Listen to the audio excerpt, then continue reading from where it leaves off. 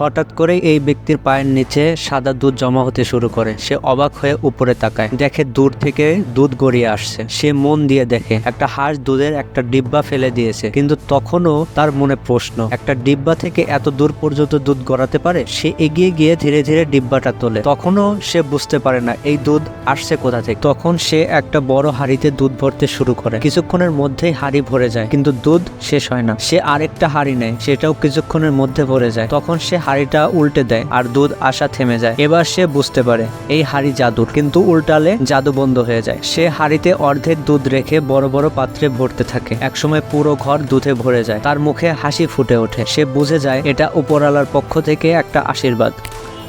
এই জাদুর দুধ বিক্রি করে সে কিছু বছরের মধ্যেই শহরের সবচেয়ে ধনী ব্যক্তি হয়ে যায়। কিন্তু একদিন দুজন চোর তার বাড়িতে ঢুকে পড়ে। তারা জাদুর হাড়ি চুরি করে পালায়। তখন একজন লোক তাদের দেখে ফেলে এবং তাদের পিছু ধাওয়া করে। ছুটতে ছুটতে একজন চোর পা পিছলে পড়ে যায় আর তার হাত থেকে পিতলের হাড়িটা নদীতে পড়ে যায়। পরদিন এক বৃদ্ধা নদীর ধারে বাসন মাজতে এসে হাড়িটা খুঁজে পায়। সে সেটা নিজের দোকানে নিয়ে যায়। যখন সে হাড়ি থেকে খাবার বের করছিল, দেখে খাবার শেষই হচ্ছে না। তারপর সে একটা টাকা হাড়ির মধ্যে ফেলে দেয় আর দেখে টাকাও বেরিয়ে চলেছে। তখন বৃদ্ধা ভয় পায়, এত টাকা দেখে কেউ চুরি করতেই পারে। তাই সে হাড়িটা মাটির নিচে পুঁতে ফেলে তার বাড়ির পাশে।